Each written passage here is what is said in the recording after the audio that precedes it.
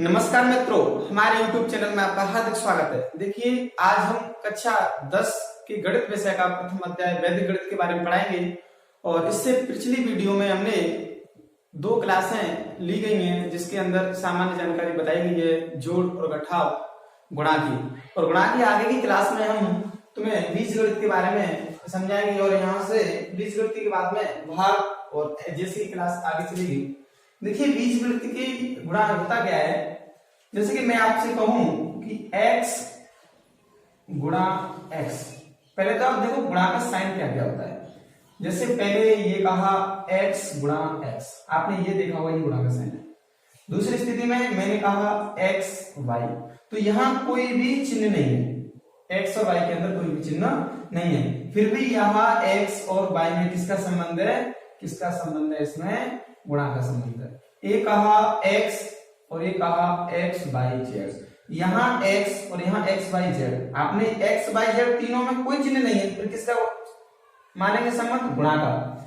अब x y z ये संबंध है, अब कोष्टक में बंद है, अब ये x है। इस कोष्टक का भी मतलब क्या है, इसका भी मतलब क्या होता है, इसका भी मतलब क्या होता है, गुणा होता है। कभी कभार ऐसे भी लिख देते हैं x डॉट y, इस डॉट का भी मतलब क्या होता है, गुणा होता है। तो ये सभी चिन्ह है गुणा के। बीजगणितीय गुणा में बात करते हैं। अब देखिए गुणा करते कैसे बीजगणितीय गुणा और किस तरीके से इनकी घाताएं जुड़ती हैं। मैंने कहा x गुणा x, बताइए कितना है, इसका आंसर 2x आएगा या x स्क्वायर आएगा, क्या आएगा इनमें से। तो देखिएगा कैसे करते हैं गुणा, ये x और ये x। पहली बात, आपने कक्षा 8वीं क्लास में ये गुणा आसान तरीके से पढ़ लिया गया है। यहाँ इसको समझाया जा रहा है वापस कि यहाँ x की घात 1 है, कोई भी घात नहीं है तो 1 मानेंगे, कोई भी घात नहीं है तो 1 मानेंगे। कुछ विद्यार्थी के साथ 1 ही क्यों मान लो, 0 भी मान लो। और आप जानते हैं कि किसी भी धनात्मक पूर्णांक की घात यदि 0 होती है तो उसका मान कितना आता है, उसका मान हमेशा 1 आता है। और आप यदि यहाँ x की घात 0 मान लोगे तो इसका मान तो निर्धारित हो जाएगा 1। फिर x परिवर्तनशील कहाँ रहा, और x परिवर्तनशील है, x का मान कुछ भी हो सकता है। तो x का मान कुछ भी होने के लिए यहाँ x की घात कितनी है, 1। अगर इसके ऊपर कोई भी घात नहीं है तो आप कितनी घात मानोगे, 1 मानोगे। अब इसका हम गुणा करें तो हम कहें कि x गुणा x, तो आधार समान है। देखिए ये भी x और ये भी x है, राशि गुणा में तो घातें जुड़ जाएंगी। यदि आधार समान हो, राशि गुणा में हो, घातें जुड़ जाती हैं। तो यहाँ हो जाएगा ये x की घात 1 और यहाँ x की घात 1, तो कितनी होगी, x की घात 2। तो इसका आंसर कितना आएगा, इसका आंसर आएगा x की घात 2। यदि मैंने इसी प्रकार कहा कि अंडर रूट x गुणा अंडर रूट x, ये कितना होगा। अब देखिए अंडर रूट x का और अंडर रूट x का, जब मैं 10वीं क्लास का बीजगणित पढ़ाएंगे, तीसरा यूनिट है इसका, तो आपको ये अंडर रूट x को अंडर रूट x में तोड़ना, गुणा करना, ये बहुत सवाल आएंगे। इसलिए इनको पहले कॉन्सेप्ट क्लियर करो कि क्या तरीका है, कैसे करते हैं। तो हम क्या अंडर रूट x का अंडर रूट x से गुणा करेंगे तो आएगा क्या, वही तरीका। देखिए पिछली वीडियो में मैंने तुम्हें समझा दिया गया है कि अंडर रूट x कहने का तात्पर्य इस x की घात कितनी है, भाई x तो समझ में आ रहा है, x की घात कितनी है। तो यहाँ x की घात कितनी है तुम्हारी, यहाँ x की घात है तुम्हारी 1/2, कितनी है। इस वर्गमूल का मतलब होता है कि इसकी घात 1/2। देखिए सिर्फ x लिखा, तीन बार, x की घात 0, इसका मान 1 कब होगा, जब x यहाँ 0 नहीं होना चाहिए। मैंने पहले कहा धनात्मक गुणा होना चाहिए। यहाँ x किसमें, रूट में, वर्गमूल में, तो कितनी होगी इसकी घात 1/2 होगी। यहाँ x अकेला है तो यहाँ x की घात कितनी होगी, यहाँ x की घात 1 होगी। ये तीनों ही बात समझ में आ गई होंगी। अब तीनों ही बात समझ में आ गई तो हम यहाँ देखें अंडर रूट x गुणा अंडर रूट x। अब इसका मान कितना आएगा, तो आप पहले तो इसको सॉल्व कर लो, x की घात 1/2 गुणा x की घात 1/2। अब आप जानते हैं अपने ऊपर का तरीका कि आधार समान है, राशि गुणा में घातें जुड़ जाएंगी। अब सीधा जोड़ लो, ये x की घात दोनों जुड़ जाएंगे तो 1/2 प्लस 1/2। अब x की घात 1/2 और 1/2 कितना हो गया, x की घात हो गई 1। ये रहा इसका कॉन्सेप्ट। कि अंडर रूट एक्स गुणा अंडर रूट एक्स कितना आता है, अंडर रूट एक्स गुणा अंडर रूट एक्स आता है एक्स। अब कभी भी आगे अगर क्लास में आएगा तो हम सीधा ही किस तरीके से गुणा करेंगे, देखिए मैं इसको मिटा देता हूं। हम आपसे कहें कि अंडर रूट एक्स गुणा एक्स अंडर रूट एक्स गुणा अंडर रूट एक्स गुणा एक्स, इतना बड़ा गुणा दे दिया आपको और तुमसे कह दिया, इनको भी मिटा देता हूं, आपसे कह दिया इसका आंसर कितना है, तो गुणा करने में कोई तकलीफ नहीं है, आपको तो सिर्फ आधार समान देखना है और राशि गुणा में देखनी है, उसके बाद में घातों को जोड़ देना है। अब देखिए यहां देखा जाए x की घात कितना है 1/2 गुणा यहाँ x, इन दोनों बताया कोई भी चिन्ह नहीं है तो गुणा मानेंगे, चलो गुणा यहाँ x की घात 1/2 गुणा यहाँ x की घात 1/2 और यहाँ x की घात, यहाँ कुछ भी नहीं x की घात, अभी समझा जाता है। देखिए कितना करेंगे x की घात 1 आधी आधी 1 आधी, तो सिंपल तरीका जोड़ने का मतलब x की घात 1 और 1 2 आधी और आधी 1 हो गई 3 3.5, 3.5 का मतलब आप तो या तो इसको ऐसे लिख सकते हो x की घात 3/2, 3/2 का मतलब 3/2, ये तो 3 का भी याद होगा ना, 3.5 का मतलब कितना लगोगे 7/2, कितना लगोगे 7/2, भाई 7/2 का मतलब 3.5 तो हो गया, तो 7/2 लगोगे, या फिर इसको कितना लगोगे 3.5 का मतलब 3.5 का लगोगे, एक तो x की घात 3 और अंडर रूट x, भाई 3 ये और आधी ये लिख सकते हो ना। अरे ये समझ में आया क्या, ये बात है, क्लियर है कॉन्सेप्ट से। अगर सीधा करना चाहते हो तो x की घात 1 x की घात 1 2 भाई आधी और आधी 1 हो गई पूरी कंप्लीट, तो एक इसकी इन दोनों की 1 और एक इसकी 1 2 3 और ये ऐसे लिख दिया x की घात 3, तो कुछ भी नहीं ऐसे, समझ में आया। अब सब इसको भी इस रूप में कैसे लाएंगे, इस रूप में कैसे लाएंगे, अब यहाँ भी ये x की घात 3 और अंडर रूट x, इन दोनों में संबंध गुणा जाए तो क्या करेंगे जोड़ेगा, तो x की घात 3 गुणा x की घात 1/2 जोड़ लो, x की घात 3 प्लस 1/2, अब करेंगे 2 3 6 1 7 7/2।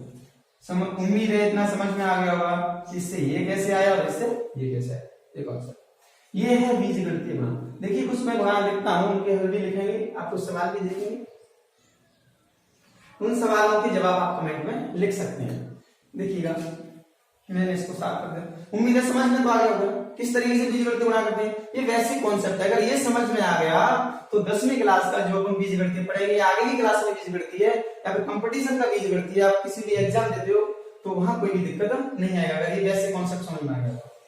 अपन रटते रहते हैं अंडर रूट x गुणा अंडर रूट x कितना होगा, x की घात 3 गुणा अंडर रूट x कितना होगा, ये चीजें यहाँ मैं आपसे कहूं क्वेश्चन 1 आपको दे दिया गया कि x की घात 3 गुणा x अंडर रूट x गुणा x की घात 4 गुणा x y गुणा y z कितना होगा, कुछ भी नहीं करना है, आधार समान राशि गुणा में घातें जोड़ देनी है। देखिए कितना सिंपल है, x की घात 3 4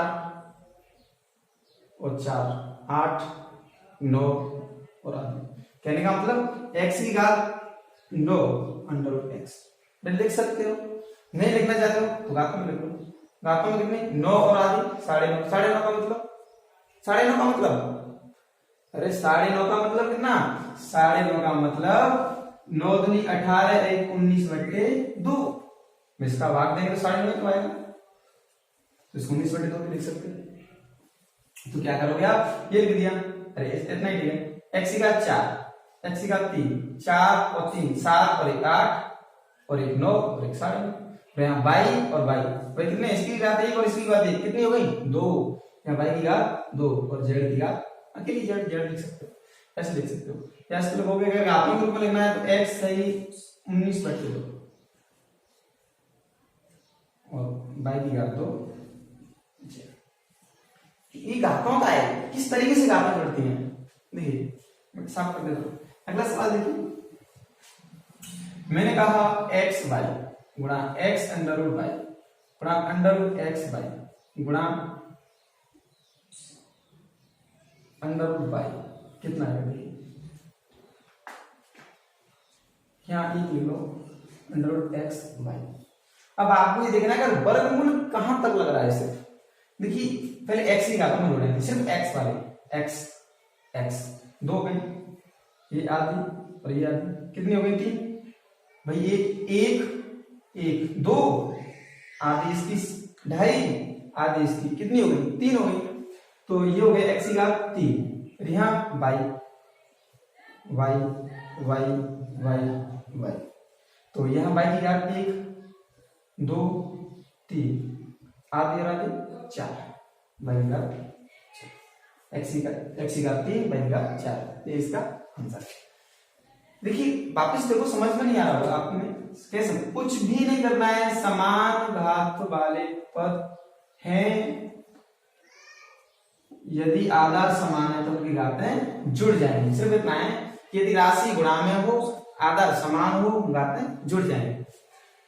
देखिएगा x की घात 1, अकेला x है क्या, x की घात 1 2 और कोई पूर्ण रूप में नहीं, आधी आधी में, आधी इसकी आधी इसकी, बताया ना वर्गमूल में लगा दो, तो 1 और 2 और x का ये है और ये है, तो 1 इसकी होगी, कितनी होगी साहब 3। समझ में आ गया ना। अब इसके बाद में y 1 और पहले पूरी घात 2 3, फिर आधी इसकी 1 इसकी होगी, कितनी होगी 4। आगे ना क्लियर है। और करके देखना आप एग्जाम्पल, देखिए हम कहें under x y x sorry y z x under x, यहां लिख दिया मैंने अंडर x y और अंडर y, अंडर y और x, कुछ भी नहीं करना है, सिंपल घातें जोड़नी है। अंडर x, पहले तो x को सभी को गिन लो, जितने भी x है गिन लो भाई, गुणा में सब संबंध गुणा में, यहाँ कोई भी चिन्ह नहीं है गुणा में। देखिए x यहाँ याद आया, बाद में गिनेंगे इसको, यहाँ 1 उसके बाद में और 1 2 हो गई, अब आधा इसका आधा इसका 3 हो गई और आधा ये अंडर में, तो x की घात 3 अंडर x की घात 3 अंडर x, या ऐसे लिखोगे इसको, नहीं ऐसे। फिर उसके बाद में x मिली ना, अरे देखो x दिक्कत क्या है इसमें भाई, एक तो x ये 1 और 1 2, उसके बाद में आधी आधी 3 हो गई और आधी इसमें, कितनी हो गई 3.5। तो ये लिख दिया ऐसे, 3 पूरी लिख दी, एक वर्गमूल में लिख दिया। उसके बाद में y की आधी 1 2 आधी आधी 1 हो गई, 1 2 3 और आधी इसकी, तो इसकी भी हो गई x, चलो भाई है।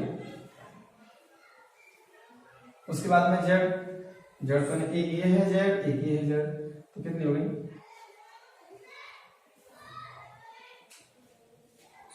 अच्छा।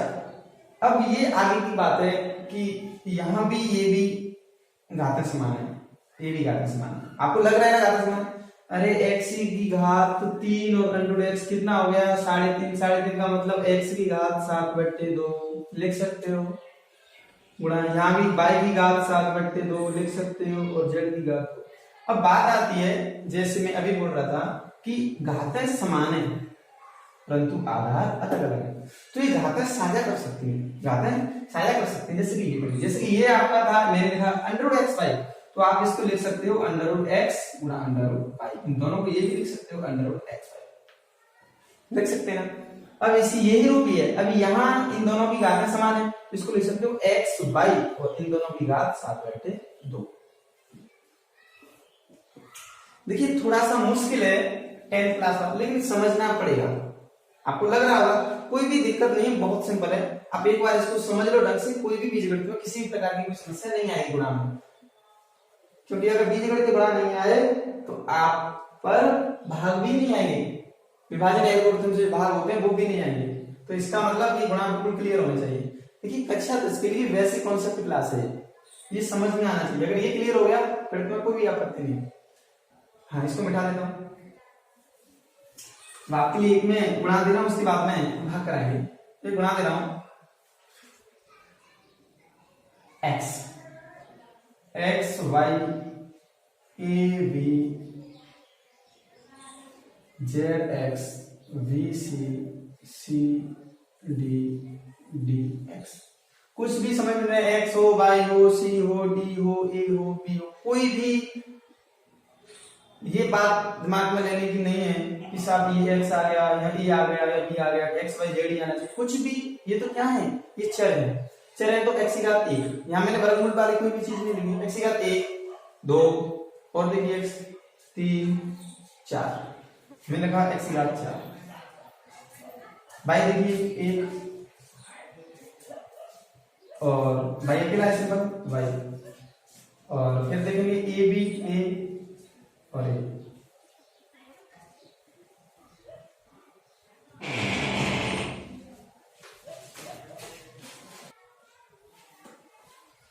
देखिए ए एक्स हो गया कंप्लीट, वाई हो गया ए, और ए अकेला है, ए और बी नहीं है, कोई नहीं है साहब। उसके बाद में क्या है, एक्स हो गया, वाई हो गया, ए हो गया, बी देखिए बी ये है, बी ये है, बी की घात 2, सी एक सी और ये बी सी, सी की घात 2, डी 2 डी, डी की घात 2, ये कंप्लीट हो गया। एक बार और देखिए एक्स की घात 1 2 3 4, एक्स की घात 4, वाई 1 और कोई वाई नहीं है 1, ए की घात 1 कोई ये नहीं, बी की घात 1 2, सी की घात 1 2, डी की घात 1 2, कंप्लीट है। अब यहाँ आप घातें समान है तो इनको साझा भी कर सकते हो, देखो एक्स की घात 4 Y A P C D, इनको ऐसे लिख सकते हो, आगे ऐसे का आवश्यकता नहीं है।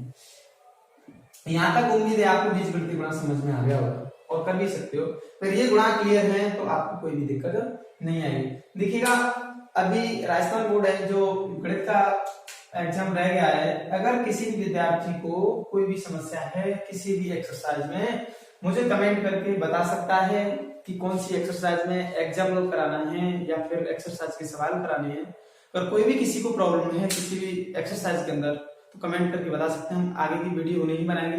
ये जो क्लास है वो नए बैचेस के हिसाब से स्टार्ट हो रही है, बिल्कुल जीरो से लेकर पढ़ाया जा रहा है इसमें, और लेकिन इससे पहले अब उन वीडियो को बनाना बहुत उचित समझेंगे जो अभी एग्जाम होने वाला है 10वीं क्लास का जो गणित विषय का। तो जो भी दिक्कत है किसी भी तरीके की उसको बताइएगा, आगे की वीडियो हम बनाएंगे। थैंक यू वीडियो देखने और थैंक यू वीडियो देखने के लिए बहुत बहुत धन्यवाद।